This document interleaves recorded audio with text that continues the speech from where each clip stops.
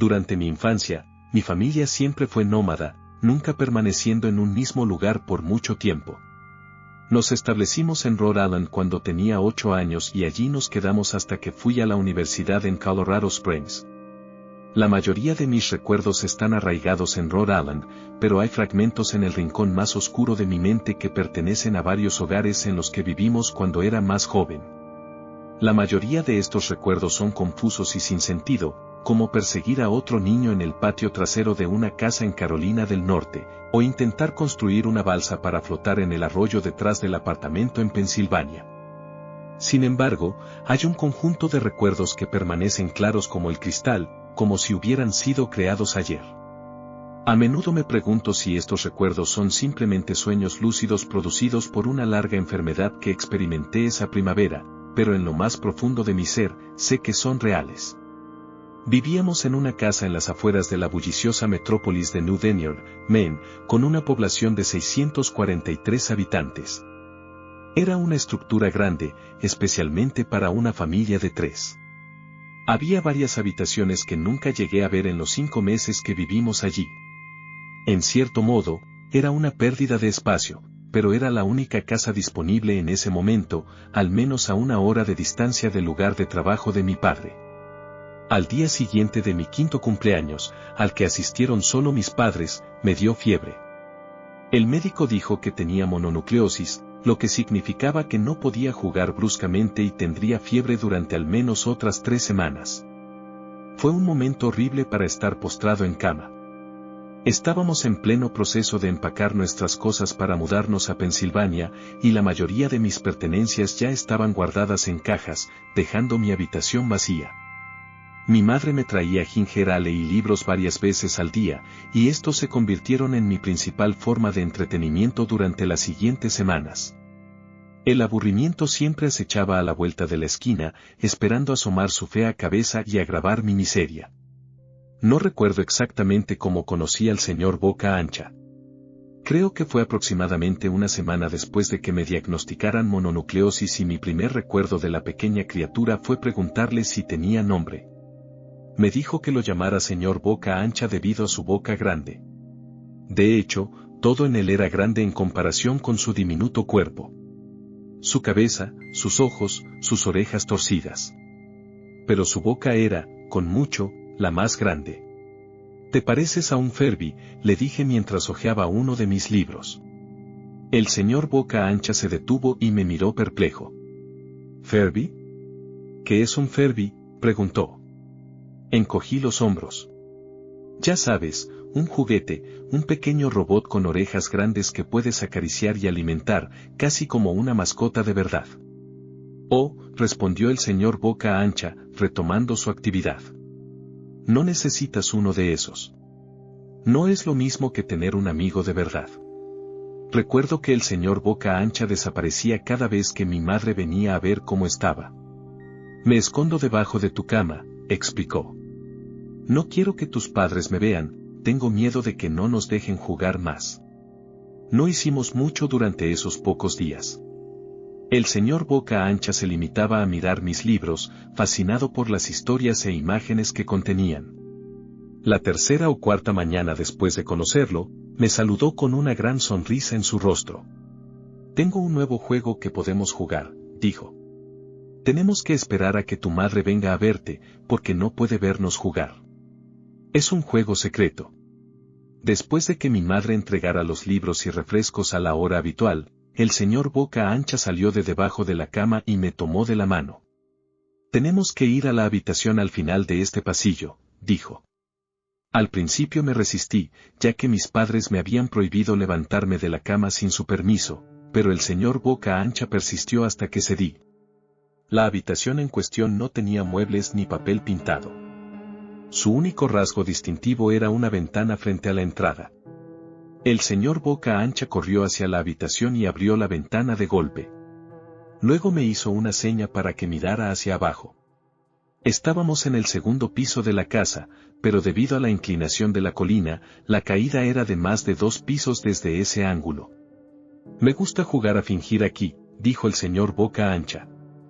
Fingimos que hay un gran trampolín blando debajo de esta ventana y saltamos. Y si finges lo suficiente, rebotarás como una pluma.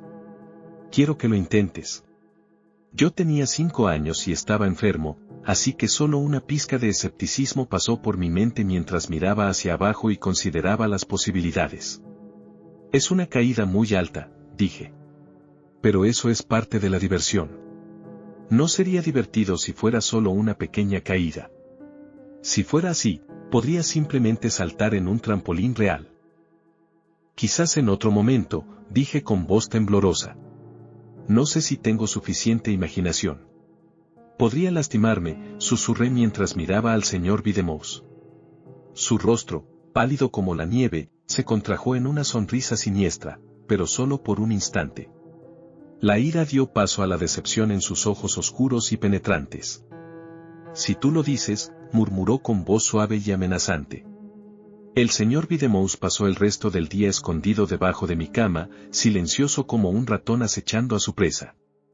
La oscuridad de la noche se cernía sobre mí mientras intentaba conciliar el sueño, pero el miedo me mantenía despierto. A la mañana siguiente, el señor Videmous regresó, sosteniendo una pequeña caja en sus manos huesudas. «Quiero enseñarte a hacer malabarismos», susurró con una voz que parecía provenir de las profundidades del infierno. «Aquí tienes algunas cosas que puedes usar para practicar antes de que comience a darte lecciones». Miré dentro de la caja y mi corazón se llenó de horror. Estaba llena de cuchillos afilados, brillantes como los ojos del diablo. «Mis padres me matarán si me ven con esto», grité, aterrorizado de que el señor Videmous hubiera traído esos objetos prohibidos a mi habitación.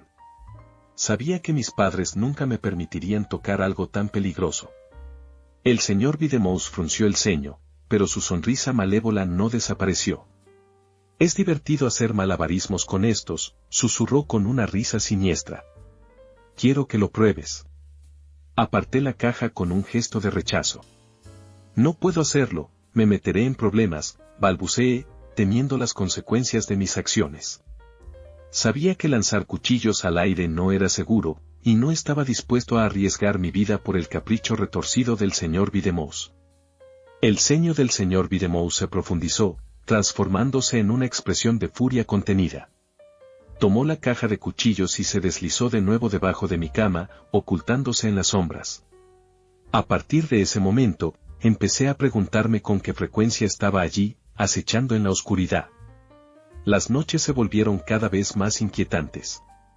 El señor Videmous me despertaba a menudo, susurrando que había colocado un trampolín real debajo de mi ventana, uno tan grande que no podía verlo en la oscuridad. Siempre me negaba y trataba de volver a dormir, pero el señor Videmous persistía. A veces, se quedaba a mi lado hasta el amanecer, animándome a saltar hacia lo desconocido. Pero ya no era divertido jugar con él. Su presencia se volvió opresiva y amenazante. Mi madre, preocupada por mi bienestar, decidió que era hora de que saliera al aire libre.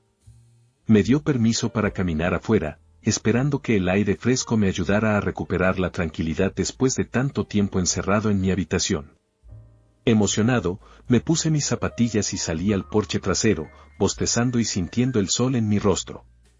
Pero el señor Videmous estaba esperándome. «Tengo algo que quiero que veas», susurró con una sonrisa retorcida. «Es seguro, te lo prometo». Lo seguí hasta el comienzo de un sendero para ciervos que atravesaba el bosque detrás de la casa. «Este es un camino importante», explicó el señor Videmous. «He llevado a muchos amigos tuyos por aquí, cuando estaban listos, a un lugar especial. Aún no estás listo, pero algún día espero poder llevarte allí». Regresé a la casa, preguntándome qué tipo de lugar se encontraba más allá de ese sendero. 2 semanas después de conocer al señor Videmous, nuestra casa estaba vacía, lista para ser abandonada. Mi familia se mudaba a Pensilvania y yo estaría en la cabina del camión de mudanzas, sentado junto a mi padre durante el largo viaje. Consideré decirle al señor Videmous que me iba, pero a los 5 años ya sospechaba que sus intenciones no eran para mi beneficio, a pesar de sus promesas engañosas. Por eso decidí mantener mi partida en secreto. Mi padre y yo estábamos en el camión a las 4 de la mañana. Esperaba llegar a Pensilvania al mediodía, con la ayuda de café y bebidas energéticas. Parecía más un hombre que estaba a punto de correr una maratón que uno que estaba a punto de pasar 2 días sentado y quieto. ¿Lo suficientemente temprano para ti?, preguntó mi padre con una sonrisa cansada. Asentí y apoyé mi cabeza contra la ventana, esperando dormir un poco antes de que saliera el sol. Sentí la mano de mi padre en mi hombro. Este es el último movimiento, hijo, te lo prometo. Sé que ha sido difícil para ti, pero una vez que papá obtenga un ascenso, podremos establecernos y podrás hacer amigos. Abrí los ojos mientras salíamos del camino de entrada y vi la silueta del señor Videmous en la ventana del dormitorio. Permaneció inmóvil hasta que el camión estuvo a punto de girar hacia la carretera principal. Dio un pequeño y siniestro adiós con la mano, sosteniendo un cuchillo de carnicero en su mano huesuda. No le devolví el saludo. Años más tarde, regresé a New Denier. El terreno donde solía estar nuestra casa estaba vacío, excepto por los cimientos, ya que la casa se había quemado años después de que nos fuéramos. Por curiosidad, seguí el rastro de los ciervos que el señor Videmous me había mostrado. Una parte de mí esperaba que saltara de detrás de un árbol y me asustara, pero sentí que el señor Videmous se había ido, ligado de alguna manera a la casa que ya no existía. El sendero terminaba en el cementerio conmemorativo de New Denier. Noté que muchas de las lápidas pertenecían a niños, víctimas de un destino desconocido y aterrador.